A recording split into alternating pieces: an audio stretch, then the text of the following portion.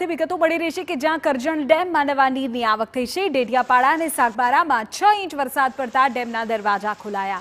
કરજણ ડેમમાંથી 30,000 ક્યુસેક પાણી છોડવામાં આવ્યું। નદીકાંઠા વિસ્તારના 6 ગામોને સાવચેતીના ભાગરૂપે એલર્ટ કરવામાં આવ્યા છે।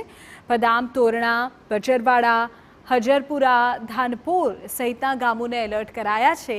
એનડીઆરએફ અને એસડીઆરએફની ટીમને પણ તૈનાત કરાઈ છે।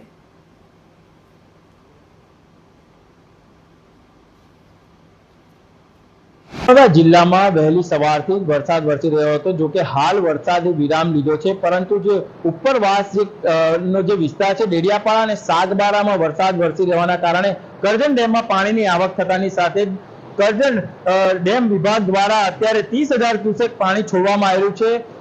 અત્યારે હાલ 2 દરવાજા ખોલી અને 30,000 ક્યુસેક પાણી નદીમાં છોડવામાં આવ્યું છે। જેનું કારણ છે કે જે ઉપરવાસ જે છે ડેડિયાપાડા અને સાગબારામાં વધુ વરસાદને કારણે પાણીની આવક થઈ છે અને રૂલ લેવલ જાળવવા માટે આ પાણી છોડવામાં આવી રહ્યું છે। પાણી છોડતાની સાથે જ જે અહીંના નીચાણવાળા જે વિસ્તારના જે ગામો છે, 6 ગામોને અત્યારે સાબદા કરવામાં આવ્યા છે। વિશાલ પાઠક, TV9 નર્મદા। સમાચાર ગાંધીનગરથી કે જ્યાં પેથાપુર